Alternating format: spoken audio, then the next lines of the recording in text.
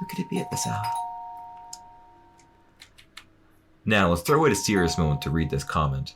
Almost at an IG reel of a dude shaking ass to a school chat. Holy, that would have been incredibly based. Wow, game's getting heavy off the bat. We're not even going to wait till the halfway mark. Alright. Where are you? Open the door. Who the fuck is this? Wise choice. Good evening. No, it can't be. Umbrella Man. Since when did you start to use indoors, Umbrella Man? He's different this time. Is he just the same guy?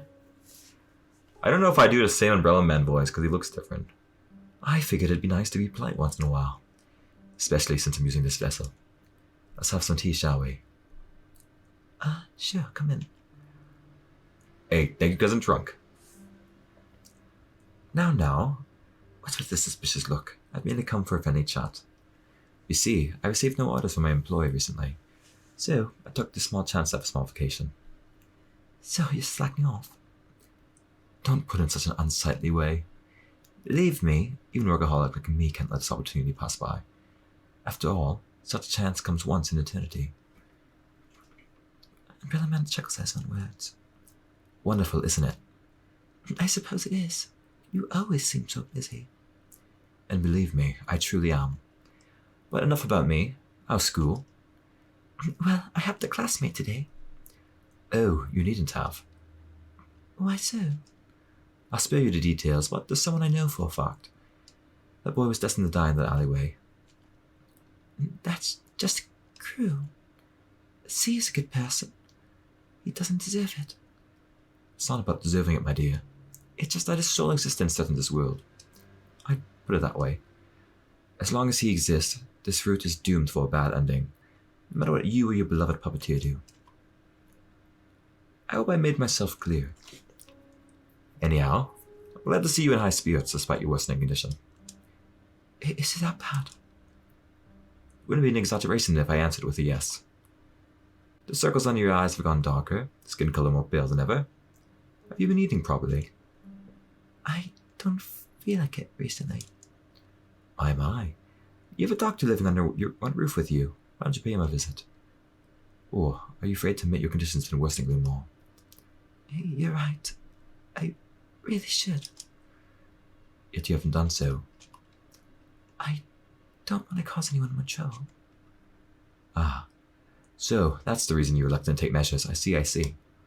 Oh, youth. I used to be young once, you know?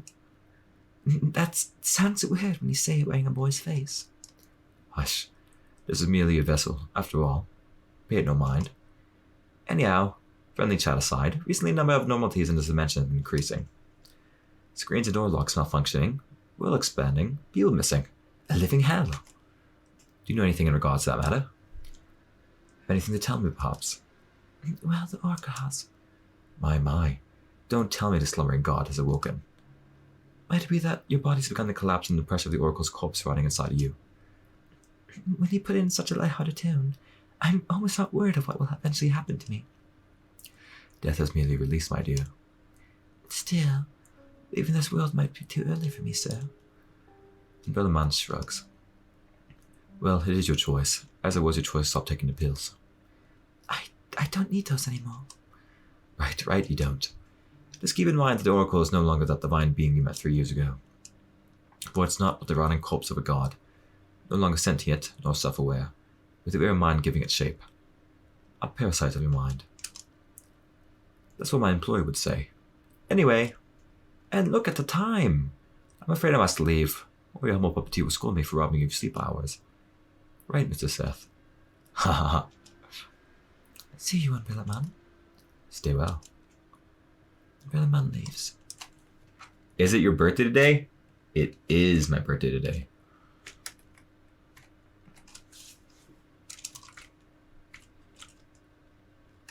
Go back to bed. I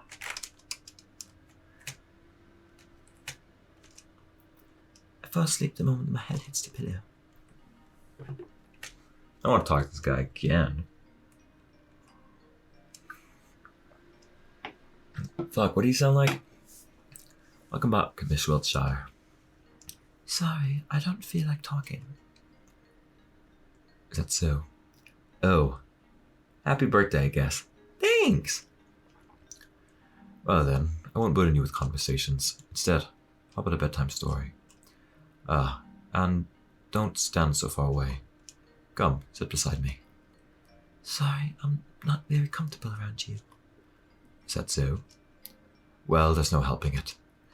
It's all a dream, remember, so make yourself at home. I reluctantly sit beside Frey. Now, back to the story. Oh, it's this one. Do you know of the tale of Ink and Paper Princess? In our land, during the pre-Oracle era, it was a part of a psychology test. It was made to be unfinished, and the one who read it had to write the ending themselves. It's surprising how much one can learn about another person just by having them write a few sentences. Want to listen to my own version? I don't have the other choice, do I? So much for free will, right? Well then. A beautiful ink-black princess that looked for minds alike, who ended up in prison at Paper Kingdom. But the story didn't end here. Time passed and Paper Princess herself came to visit the prisoner. The two became acquaintances shortly after, and Ink Princess was freed from imprisonment. Ink Princess taught Paper Princess writing, and no paper in the city was blank anymore. They obtained power known as knowledge. Paper Princess couldn't be happier. Yet, having spent so much time with Ink Princess, she became stained with Ink Princess's pitch black color. Day by day, Paper Princess became more and more soaked in jet black ink, until she was indistinguishable but an Ink Princess herself. That would be the end of the story. She fell asleep, huh? By the way, hello there, Mr. Seth. Is that how Miss Wiltshire calls you? What a joke. You must be thinking you're in control. What are you even here for, I wonder? You aren't even supposed to exist in this world. Ah, I know. You must be looking for answers. But I'm afraid you won't be getting any. Because you see, Miss Wiltshire is an unreliable narrator.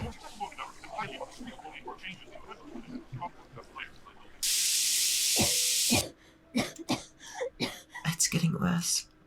What time is it? Oh no. Henry hates when I'm late. Hurry.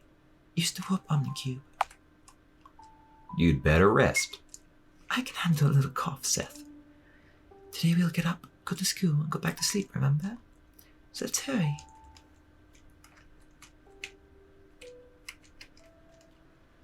I've just woken up. No time for a nap.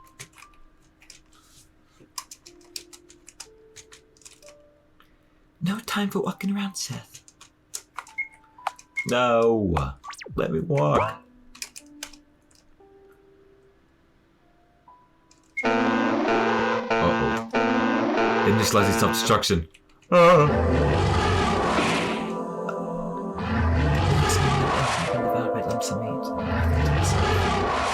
all started with a bottle of soup. Okay. I wanted to try it.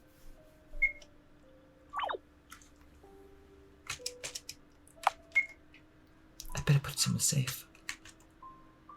Can you imagine you just go to school and you just see this like girl like eating soap all the time? Holy. Based. That looks the same here. Henry. Henry doesn't even turn her head in my direction. Miss Warhol. I lightly tap her shoulder. Henry finally turns around. She's on the verge of tears. Charlotte Wiltshire? Yes. Why didn't you come to eat lunch with me yesterday? I waited and waited and waited until everyone left, until the bell rang. But you never came. Henry began tearing up again. I'm sorry. I guess I wasn't quite myself yesterday. I went straight home after that happened, you know? Henry locks me in a hug, hiding herself, facing my sweater. Your hold is so strong I can barely breathe. I thought you didn't want to spend time with me anymore. I thought you hated me. I thought... I pat Henry's head.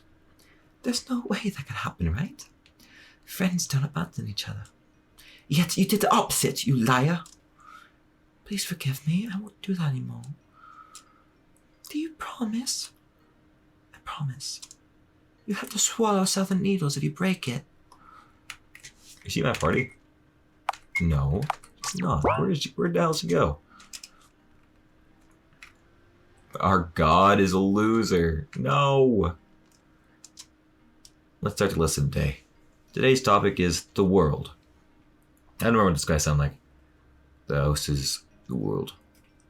What am I doing? Do you guys actually want me to read this backwards? I can. The house had 11 floors in total with its something. I'm not reading it. It's important. Fuck. Okay, I will read it then. All transportation in the house is carried through using elevators and warp technology. The food in the house is generated by omnicubes. The waste is disposed of by omnicubes. Oh my god. What the fuck is that? I don't even, my brain doesn't recognize that word. Materials. Oh my god. The materials necessary for production are generated by omnicubes. It's supposed to be hard to read. It's part of the metaphor. That makes sense. It is speculated that the 11th floor is populated entirely by omnicubes, whose intelligence exceeds humanity's. Not again. Are you okay, Miss Wiltshire? I'm alright. I just need to use the bathroom. You may go.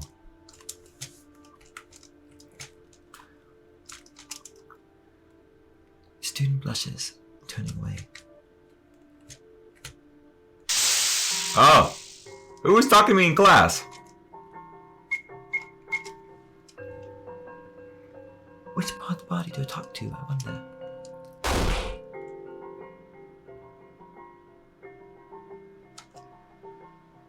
What the fuck? I'm assuming the combat encounters aren't actually supposed to be like threatening. They're just supposed to like drop art for you.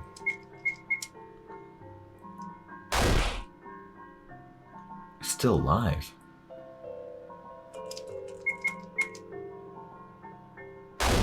Vanquish. Really? Still?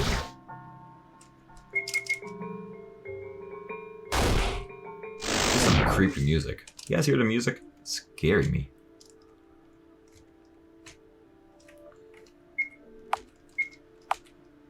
My stomach just growled. Am I hungry? Am I? I don't even know. Bathroom was second floor, I think. Third floor. Don't bully me.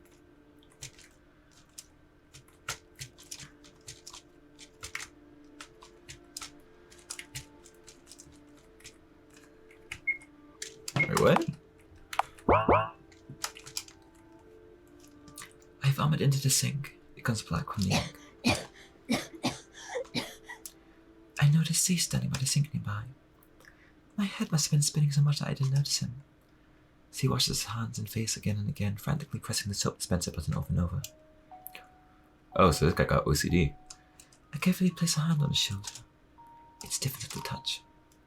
Stop it! You'll get blisters on your hands. I can't. I washed off most of the soup, but I still feel dirtied. Soup? I feel a student smash my head into a worm soup. Oh. It must have felt horrible. Yes. In fact, everything I touch feels contaminated. I just can't shake off the feeling of disgust. I see. Suddenly conscious of myself, I remove my hand and she shoulder. How about you? You don't look well. I've known better days, I have to admit. But I'll manage. Seth is there for me. Is that so? The lesson's ended. I left my bag there. See you later. I waved to see. He waves back with a little uncertainty as if testing the new jester.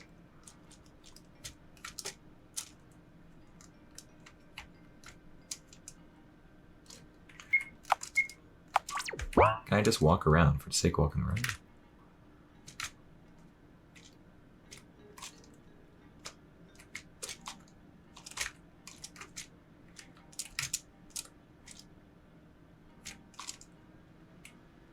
Hello?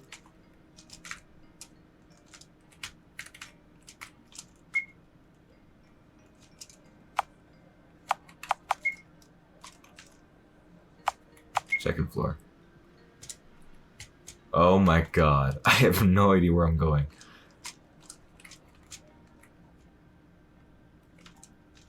Go to class.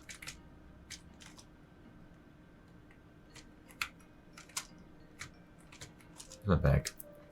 My bag's gone. What is it, Miss Woodshire? I'm very sorry. I can't find my belongings. The class laughs.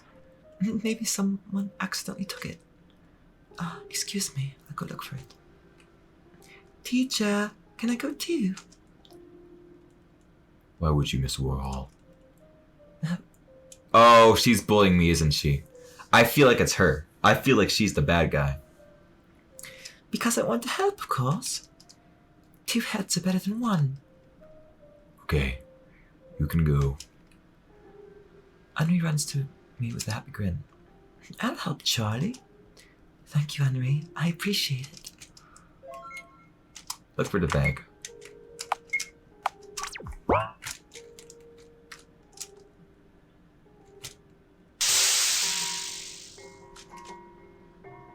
Oh my god, my HP bar is way lower than them. Whoa! Big.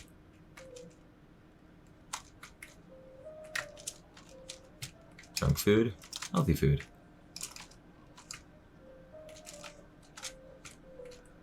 Try Henry's skill if you can do counter again. Okay. Will do. Changing room.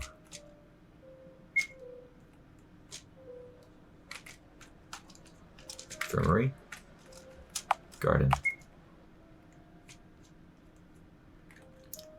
Charlie, are these yours? I don't know. All the pencils and pens are covered in mud.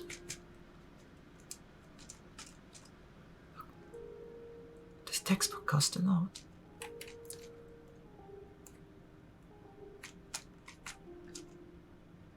There's another textbook. I wonder who did this.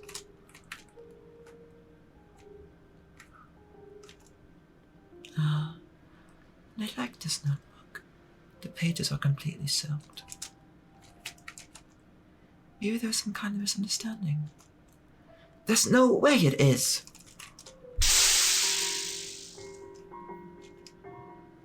Okay. Skills it is. Blackmail? What the fuck? Oh my god, yeah, Henry's definitely evil. Super rare.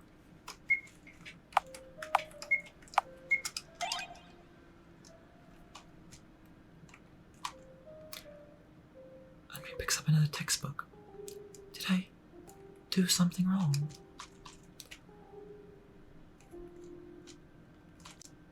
Even the pages of my book of truth are torn out. Even though I worked so hard on keeping it tidy. Those bastards! How could they do this to you? I think it's some kind of mistake. Like I said, it's okay. Oh, Jesus. Unforgivable, unforgivable, unforgivable. Enough of this. I'll report it to the teacher. Henry leaves before I could protest any further. Looks like we found everything. I don't feel like going to class anymore. Let's go home, Seth.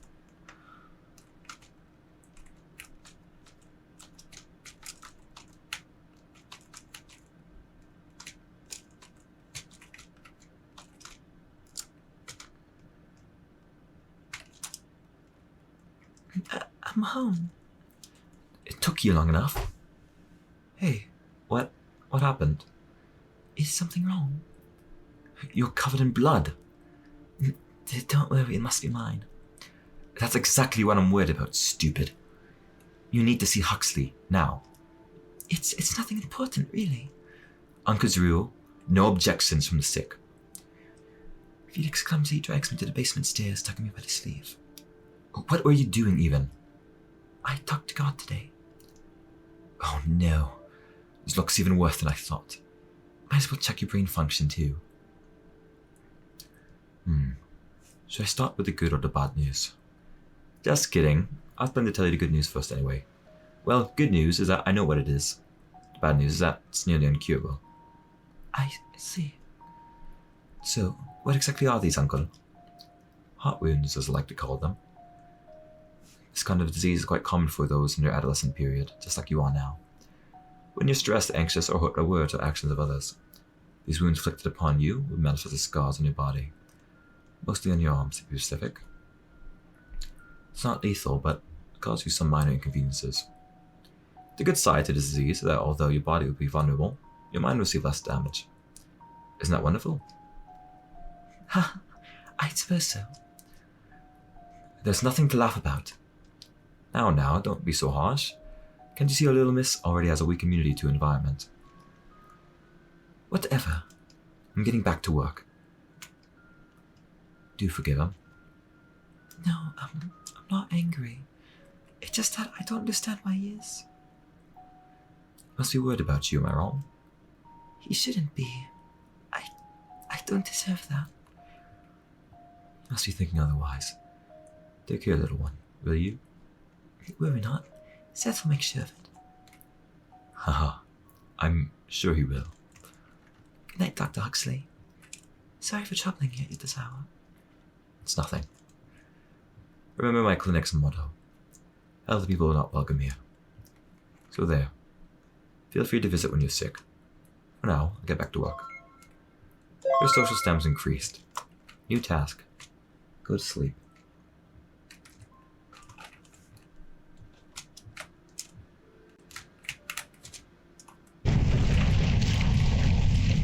Well? Hello? What are you guys cooking? I hear these smells coming from the kitchen. I tried the door handle, it's locked. Is anybody in there? Dear girl, I don't think it's a good time for you to enter right now. Aiden, is that you? What happened? Mr. Dent decided to pick up cooking. And right now, he's cooking and destroying everything in sight. Ah, I see. I won't hinder you. So loud! It's so loud! Some of the stuff in this game is so loud. Good night, Seth. Rise and shine. Three waltzes around the room. As you can see, I've done some rearrangements in this place. Hasn't it become lovely? I'll do something about the fog too.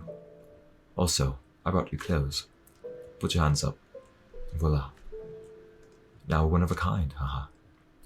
Frey, Yes, what are all these books doing here? let's call it a mind library. You see, memories are stories from the past that we tell to ourselves. Once they're gone, you're no longer the person you used to be. But I'm drifting away from the point. Stories are meant to be kept in books, right? Many books make a library. There you can find every memory, every feeling, every action you've done or considered doing. All possibilities are written down right here. Some stories are better off being forgotten, however. I selected a variety of especially interesting memory journals for you. Feel free to read them if you like. Even if your memory is still fresh. I believe your Prepper 2 will be delighted to know more about the people you've associated with. Frey's reading a book, humming something under his nose. Hi, Matt Aiden. I was 9. It was during Christmas when I hid under the sofa in order to catch Santa Claus with a rope and a bottle of chloroform. The one who came through the fireplace wasn't St. Nicholas, but a horned creature instead. Come out, mischievous one. I can see you. He called. Unwillingly, I had to comply, hiding the chloroform behind my back. You're not Santa Claus, I declared, a bit disappointed. I'm widely known by the name of Krampus. The beast answered, proud of himself. So Santa won't come. I sighed, sulking even more. Santa Claus brings gifts to good children only. I come to punish those who misbehaved. The beast continued. But I'm a good girl, I declared confidently. May I ask why you feel this way? Mom says so. Even though she barely sees you, how can she make that statement? Mom's always right. She also says not to talk to strangers, I added, pouting. In a swift movement, I brought a chloroform-soaked towel to the creature's face. Seconds later, he was sprawled on the floor, motionless. It's a pity you're not Santa Claus, I exclaimed, hovering over him. Slowly, I dragged the body down the stairs to the basement. What's this commotion about? Two figures peeked out the dissection room's doorframe. It was Bennett and a co-worker of his, Florence. You brought friends. Why didn't you say earlier? Ever since he found a new bright yellow hazmat suit, I still called P12. Bennett was constantly in a great mood. There were barely any signs of the moody person he used to be. Mind helping me a bit? I smiled, sweating. Sure. What do you want to do with this? Dissecting? Researching? Eating? Perhaps. Bennett asked mischievously. No, I want to become friends. How do you plan to do that? Florence gave me a wary look. I looked at the ceiling as if the answers were there. Make him sign a contract, maybe. Perhaps I was a mischievous child after all. How I met Bennett and Huxley. I was 8. And on other days when I was home alone, they appeared from nowhere at my doorstep. There was a small rhythmic knocking at first. Knock, knock, knock, knock, knock. Knock, knock, knock. Knock, knock, knock. Repeating over and over again. I knew I should open the door. Mother told me not to do so no matter what. Good children don't disappear their parents. Knock, knock. When I was scared of the unknown, I crawled under the bed to hide. Beside the monsters beneath it. I felt safe among them. As time passed, the knocking got louder and louder and louder until I couldn't bear it anymore. I was adamant on staying under the bed until morning comes. Then I heard the door opening with a click sound. Someone came in. My room had no lock, so I ran to the bathroom. However, I was too slow. A figure in a hazmat suit covered my mouth, and as a hand curled around me in an iron hold. Shh, the intruder whispered. Don't make a sound. Another figure had a mask on, the one plague doctors from horror movies would wear. He spoke like a doctor, in an understanding, polite voice. We're sorry to interrupt you, but I'm afraid we have no plan to go in this cold. The other household returned to express quite an inadequate reaction to a humble plea for shelter. After being turned down so many times, we figured we'd force our way in. You see, we're so very tired. Leave alone. The person in the hazmat suit asked in a hushed tone, hissing at me. No, was my simple answer, in a voice hoarse from fear. I thought of Umbrella Man and his quiet presence in the room. How good it would be if he appeared sooner. He was nothing like these violent strangers. Alright. Are you going to keep in secrets, little one? The doctor asked. The only option I had was to nod in approval. Great. Bennett, dear, be so kind. Do not release the child. She's no threat. You're too trusting, the other grumbled. Am I? This other person let out a loud laugh, sending shivers down my spine. You see, I'm a doctor, he continued. Figures. However, my stay in this place is highly confidential, so I wouldn't like anyone on our tail. Please do respect that. Keep our stay here a secret. If you don't, I'll kill your parents. Bennett said in a casual tone as if it wasn't a threat. Father doesn't come home these days, I replied, saddened by the fact. Sorry, just your mother then. That sells it. The doctor beamed. Now, little one. Accompany us to the bathroom. I'm so awfully hungry I could eat a human. The smaller man elbowed him. Ouch! Sorry, that was a joke. A bad one. The doctor quickly backtracked. In the morning I found the two peacefully sleeping in the bathtub, having eaten all of the soap and shampoo on the shelves. The next day they settled in the basement, and a week later I was doing all kinds of errands for their research, collecting bugs, buying a year's worth of soap with the funds in my money jar, and helping to carry out bags with unknown contents on a daily basis. Of course, I made sure Mum never ever went to the basement at night. The brilliant man appeared weeks later only to pat my forehead and reassure me that he'd keep an eye on them.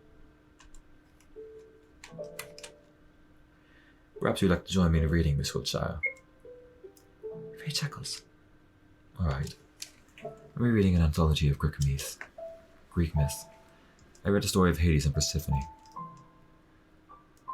They say that Hades, the god of the underworld, captured the most beautiful Persephone, the goddess of springtime. But I believe it was Persephone who captured Hades, and his heart and mind belonged to none other than her since the moment they met. Which was quite rare for a Greek god, considering. Even though the pomegranate seeds Persephone ate urged her to return to the underworld for half a year, she was allowed to live on the surface for the rest of the time. Just like you come back here only during the dream state. Or is this a comparison too much of a stretch? I do tend to get carried away with words. Oh my. Seems like someone's falling asleep already. Sleep well, princess.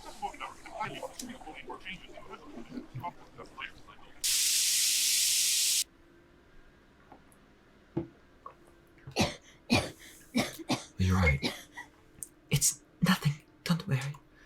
I just need to wash my face, that's all. Today too, we'll get up, go to school, and go back to sleep. The bathroom. Okay, everyone. I'm gonna stop here for today because my throat's killing me. I'm kinda hungry. I'm pretty tired. Thank you guys all for watching. I hope that was a solid stream for all of you.